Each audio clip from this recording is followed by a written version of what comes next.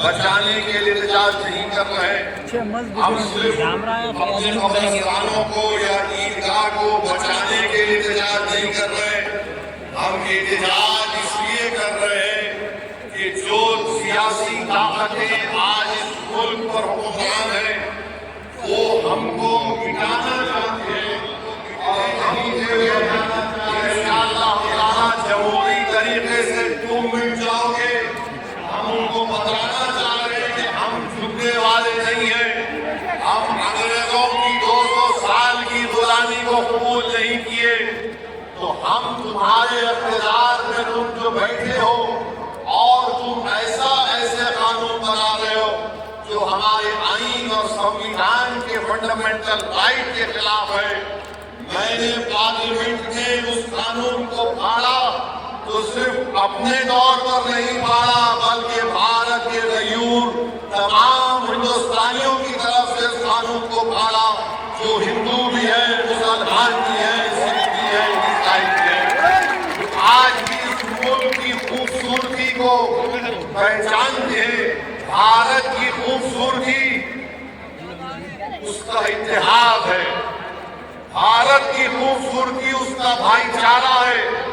भारत की खूबसूरती नरेंद्र मोदी नहीं है मेरे अजीज दोस्तों। भारत की खूबसूरती उसका भाईचारा है। भारत की खूबसूरती उसकी मस्जिद की है, मंदिर की है, दरगाहें भी है, खानकाहें भी है।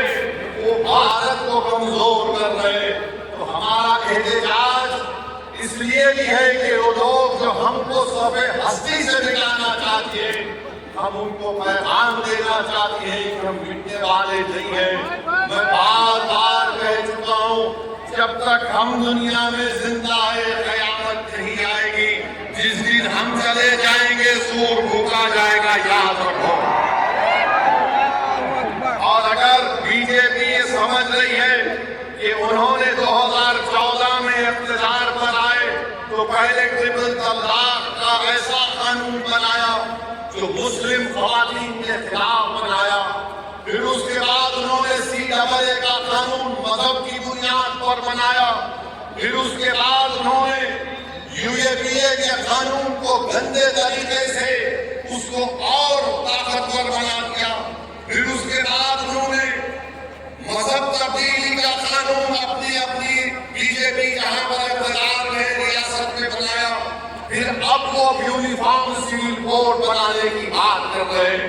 11 साल से नरेंद्र मोदी सिर्फ मुसलमानों की मजहबी शराब पर हमला कर रहे हैं। 11 साल से नरेंद्र मोदी सिर्फ मुसलमानों की मस्जिदों को छीनने की कोशिश कर रहे हैं। 11 साल से नरेंद्र मोदी मुस्लिम ख़वातीन को ताकतवर बनाने के बजाय उनके सरों से हिजाब को छीन रहे हैं।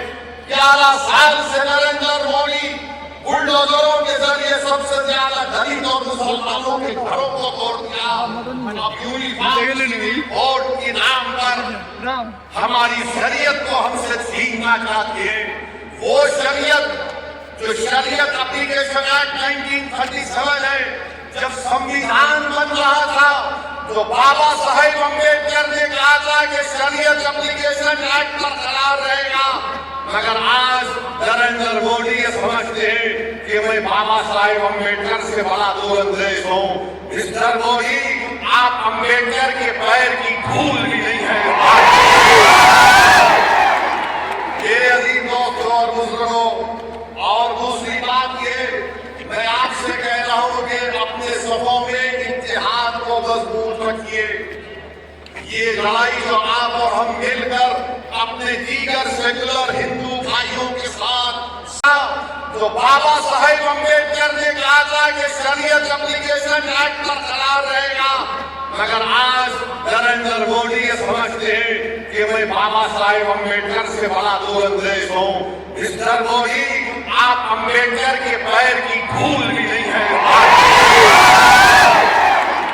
मेरे अजीज दोस्तों और बुजुर्गों, और दूसरी बात ये, मैं आपसे कह रहा हूँ कि अपने सफों में इत्तेहाद को मजबूत रखिए।